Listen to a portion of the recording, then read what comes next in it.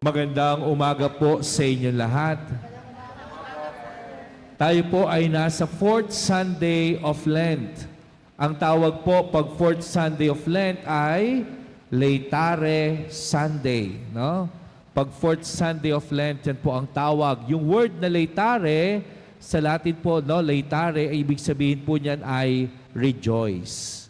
Kapag po Advent season, no, meron din pong pagsusuot ng pink. No? Pag 3rd Sunday of Advent, ang tawag ay Gaudete. No? Gaudete Sunday. Pag Lenten season ay Laetare Sunday. No? So pag inisip po ninyo, kapag po sinasabi kasi halos nasa 4th Sunday na, halos po nasa more than half na tayo ng ating pong celebration ng Lenten season. Kaya medyo malapit na tayo sa pagdiriwang natin ng mga mahal na araw ng Panginoon at yung kanyang muling pagkabuhay. Kaya kahit paano, mayroon ng kaunting patikim sa atin yung kaligayahang dulot ng muling pagkabuhay ng Diyos. At maririnig po ninyo ngayong araw na ito yung gospel tungkol sa lalaking pinagaling dahil siya'y bulag simula pa pagkapanganak. No? Imagine, ipinanganak siya, bulag na. Kaya simula pa nung siya isilang, wala na talaga siyang nakikita. Kaya kahit sabihin nating maganda yung puno, maganda'y bulaklak, maganda'y paligid, hindi niya alam yon. Wala siyang alam na maganda. No? Bakit? Kasi para sa kanya, lahat ay madilim. Kaya po, kahit anong ipaliwanag natin doon sa lalaking bulag, wala siyang naiintindihan kung ano yung kahulugan ng maganda. Kaya nga, siguro ganun po yung sasabihin natin, malungkot na buhay. Halos wala kang naiintindihan sa pinag-uusapan ng maraming tao. Wala kang naiintindihan, naririnig mo lang kung ano yung salitang maganda sa mata ng maraming tao. Hindi mo nakikita ano ba yung magagandang nasa paligid mo. Kaya para sa iyo, dahil ikaw ay bulag, lahat ay malungkot sa iyong buhay. Pero pansinin ninyo, kahit na sabihin natin ipinanganak siyang bulag, siya'y malungkot sa haba ng buhay niya sa pagiging bulag, dumating sa punto ng kanyang buhay na siya ay nakakita. Nung makita siya ni Jesus, pinagaling siya, binigyan siya ng paningin at nakita na niya yung ganda ng kapaligiran. Marahil, that is a resurrection for the blind man. Marahil yun na yung pakahulugan niya ng kanyang muling pagsilang, ng kanyang muling pagkabuhay. Dahil nakita na niya yung liwanag, yung ganda ng paligid, nung siya'y binigyan ng paningin ng Diyos. Kaya yun marahil yung sasabihin nating bakit nagsasaya ngayon yung bulag na ipinigyan ng Panginoon ng paningin. Kasi namuhay siya sa kadiliman at nung binigyan siya ng pagkakataon ng Diyos na makakita, namuhay na siya sa liwanag. Binigyan na siya ng Diyos ng pagkakataong maranasan ang ganda na nilikha ng Panginoon. At yun naman ho talaga yung kahulugan ng resurrection. Pagkatapos mong mamuhay sa kadiliman ng kasalanan, kapag ika'y tinubos ng Diyos mula sa kasalanan, mararamdaman mo yung ligaya ng kaligtasan, bunga ng pag-ibig ng Panginoon.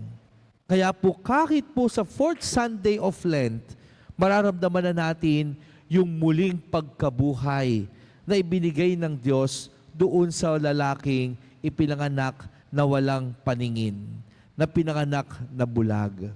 Kaya nga po, ito din yung gustong sabihin ng Panginoon, no?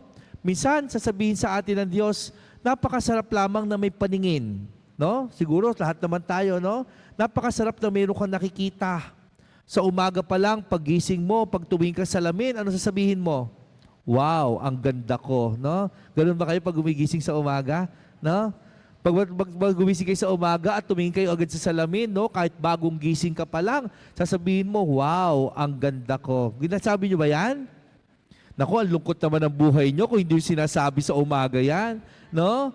Hindi yung sinasabi sa umaga yan. No? Diyos ko, para pala kayong bulag, no?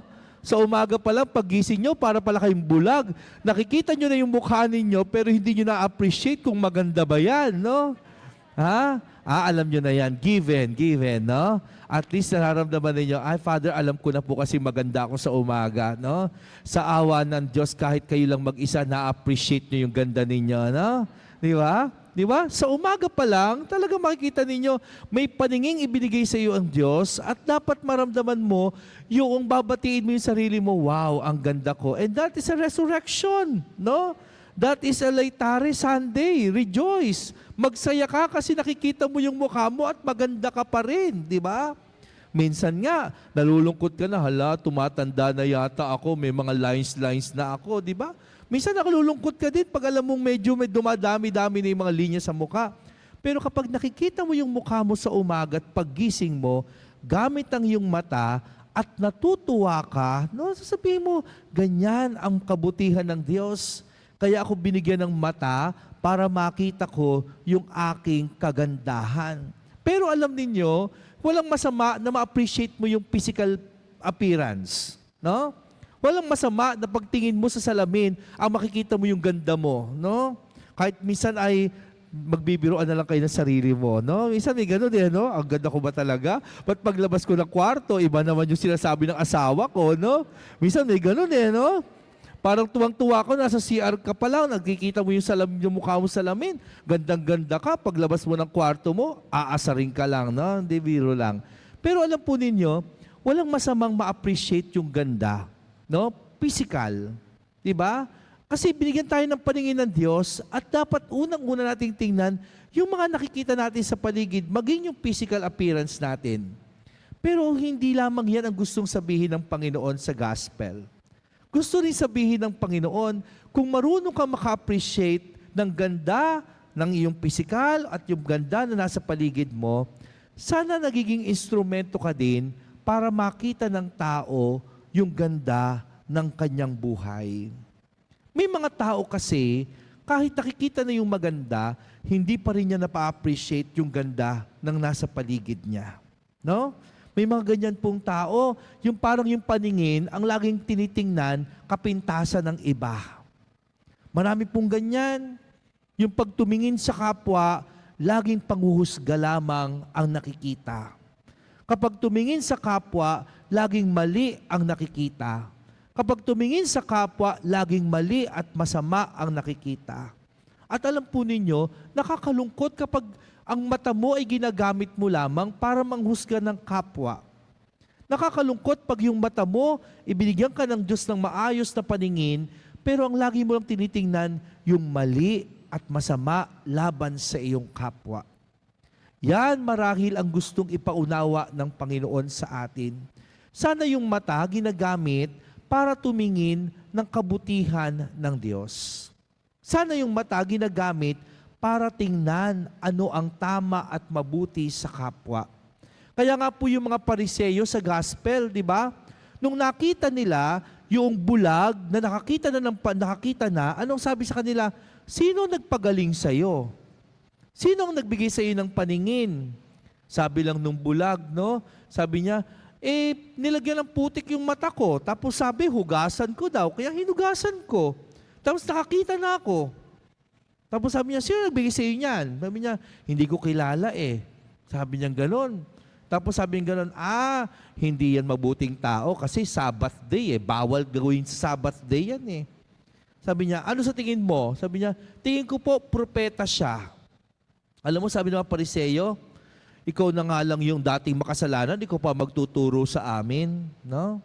Imagine, wala namang ginawang masama yung bulag. Ang naramdaman ng bulag, masaya siya kasi nakakita na siya.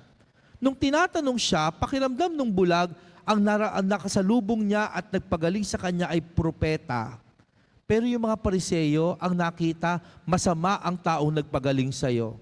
Makasalanan yung taong nagpagaling sa'yo. Kahit ikaw makasalanan ka din. Imagine, imbis na magsayas yung mga Pariseyo dahil yung dating bulag ay nakakita na, ang tingin pa ng mga Pariseyo, makasalanan ka. Yung nagpagaling sa'yo, makasalanan din. Ganyan madalas yung ating paningin. Imbis na matuwa tayo sa kabutihan na nangyayari sa ating kapwa, imbis na gumawa tayo ng tama gamit yung paningin na nakikita natin sa iba, madalas hinuhusgahan pa natin ang ating kapwa. Madalas tayo pa yung gumagawa ng masama laban sa ating kapwa. Kaya nga mga kapatid, sana hindi ganon ang paggamit ng ating mata.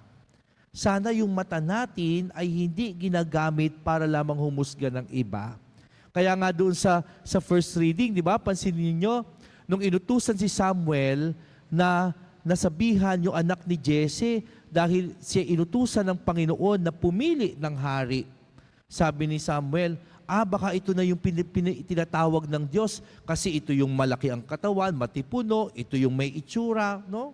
Anong sabi ng Panginoon? Hindi iyan ang pinipili ko, no? Hindi ang pagpili ko ay yung paningin ng tao, ang pinipili ko ay yung pagtingin ng Diyos. Kaya yun din ang gustong sabihin ng atin ng Panginoon.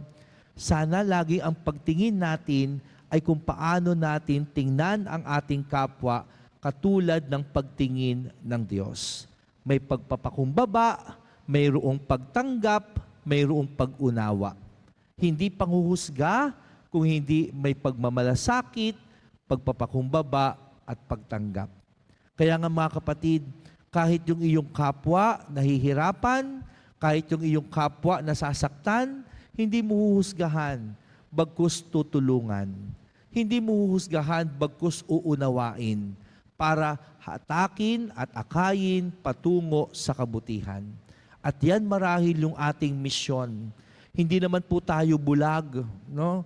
Nakakakita naman tayo. Alam naman natin kung ano yung tama at mabuti.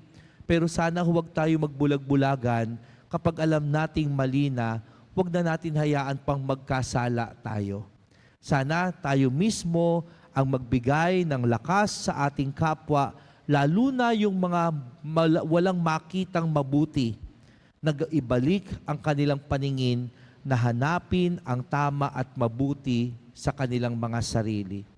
Instrumento tayo ng Diyos na magmisyon sa ating kapwa na makakita ng mabuti, lalo na sa awa at tulong ng ating Panginoon. Amen. God is good all the time. Thank you for joining us today. View our past broadcasts on our Facebook page, St. Peter Community, and subscribe our YouTube channel. Like, share, and hit the bell.